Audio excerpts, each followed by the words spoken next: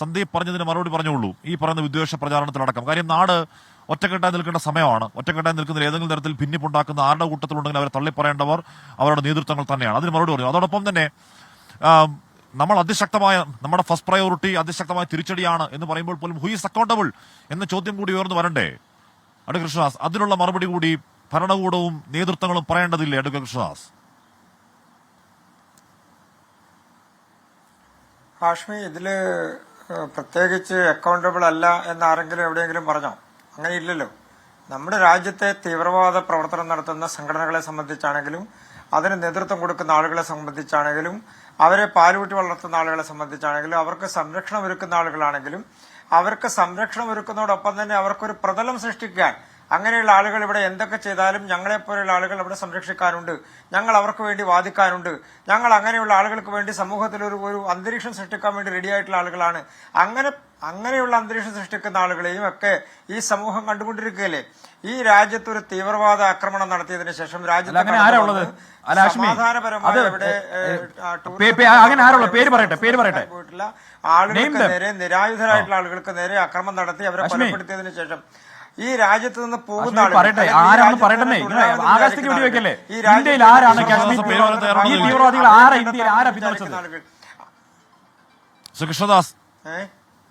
ആര് പിന്തുണച്ചു? ആര് പ്രതലൊരുക്കി? നിങ്ങൾ ചുമ്മാ ആകാശത്തേക്ക് വെടിവെക്കല്ലേ? ആരെന്ന് കൃത്യമായി പേര് പറയും. ആരാ പിന്തുണച്ചത്? പേര് പറയാമെന്ന് ചോദിക്കുന്നത്.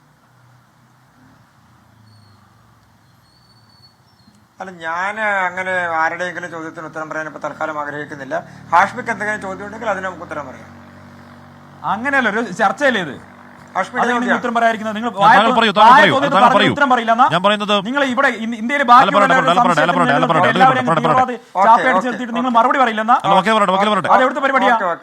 എനിക്ക് അങ്ങനെ പ്രത്യേകിച്ച് തൽക്കാലത്തൊക്കെ എനിക്ക് ഒരാളുടെ അഡ്വൈസ് അക്കാര്യത്തിൽ ആവശ്യമില്ല. ആവശ്യമുള്ളപ്പോ ഞാൻ പറയാം. അല്ല, നിങ്ങൾ ബാക്കിയുള്ളവർക്ക് നമ്മുടെ രാജ്യത്തേക്ക് തീവ്രവാദം നടത്തുക ഇന്ത്യയിൽ ആരാ പിന്തുണയ്ക്കുന്നത്?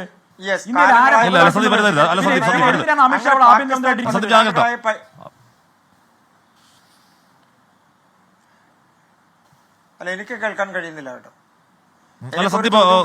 കൃഷ്ണദാസ് പറയൂ.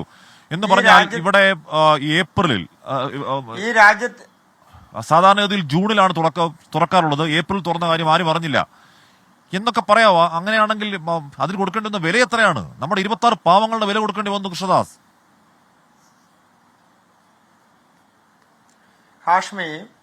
കാശ്മീർ എന്ന് പറയുന്ന ആ സംസ്ഥാനത്ത് കഴിഞ്ഞ ഏതാനും വർഷങ്ങളായി ടൂറിസവുമായി ബന്ധപ്പെട്ടുകൊണ്ട് കഴിഞ്ഞ കാലഘട്ടങ്ങളിൽ ഇല്ലാത്ത തരത്തിൽ ഏകദേശം 2.5 കോടിയോളം വരുന്ന ആളുകൾ നമ്മുടെ കണക്കുകൾ സൂചിപ്പിക്കുന്നതാണ്.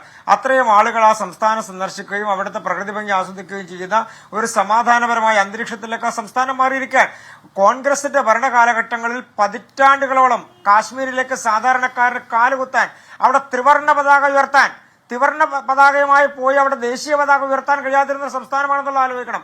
ആ സംസ്ഥാനത്ത് ഈ രാജ്യത്തെ ജനങ്ങൾക്ക് പോകാനും അവിടെ സമാധാനപരമായി സന്ദർശനം നടത്താനും അവിടെ സ്ഥലം വാങ്ങാനും അവിടെ ബിസിനസ് ചെയ്യാനും ആ കാശ്മീരിലെ ജനങ്ങൾ ഇന്ന് തെരുവിലിറങ്ങി കഴിഞ്ഞ ദിവസങ്ങളിൽ അവരെന്തിനാ പ്രക്ഷോഭം നടത്തിയത്?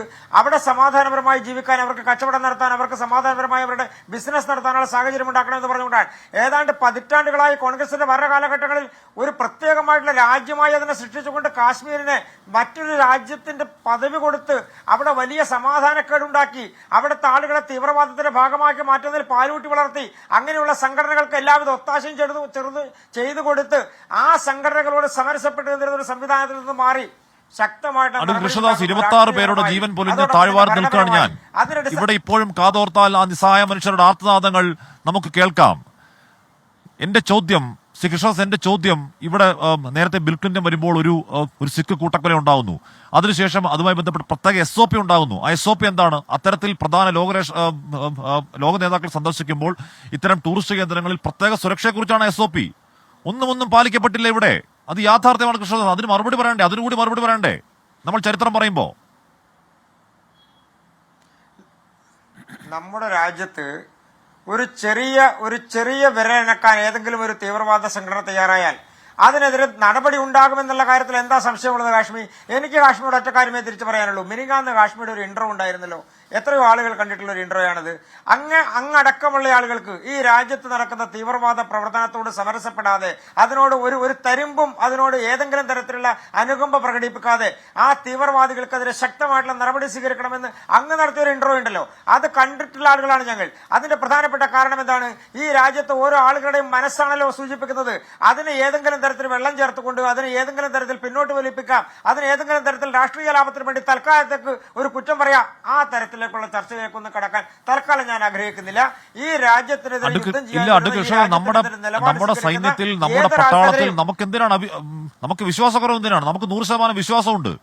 നമ്മുടെ രാജ്യത്തേക്ക് കടന്നു കയറിയ നമ്മുടെ പാവം നിരപരാധികളെ തോക്കിന് മുൻപിൽ കൊന്നൊടുക്കുന്നവരെ നമുക്ക് ഉപയോഗിക്കാൻ കഴിയാവുന്ന പരമാവധി വാക്കുകളിൽ, ഇപ്പൊ നമുക്ക് ഒരു പൊതുസദസ്സിൽ പറയാൻ കഴിയുന്ന വാക്കുകൾക്ക് ഒരു പരിധിയുണ്ടല്ലോ. തെറിവാക്ക് പറയാൻ കഴിയില്ല. ഒരു പൊതുസദസ്സിൽ തെറിവാക്ക് പറയാൻ കഴിയാമെങ്കിൽ തെറിവാക്ക് പറയാനും മടിയില്ലാത്ത ആളാണ് ഞാൻ, ശ്രീ കൃഷ്ണദാസ്. അതിനൊരു മടിയില്ല. നമ്മുടെ ചോദ്യം അതല്ല. നമ്മുടെ ചോദ്യം അതൊരു ഭാഗമാണ്. അവരെ കൊന്നൊടുക്കുക എന്നുള്ളത് അജണ്ട തന്നെയാണ്, ഒരു തർക്കം അക്കാര്യത്തിലില്ല.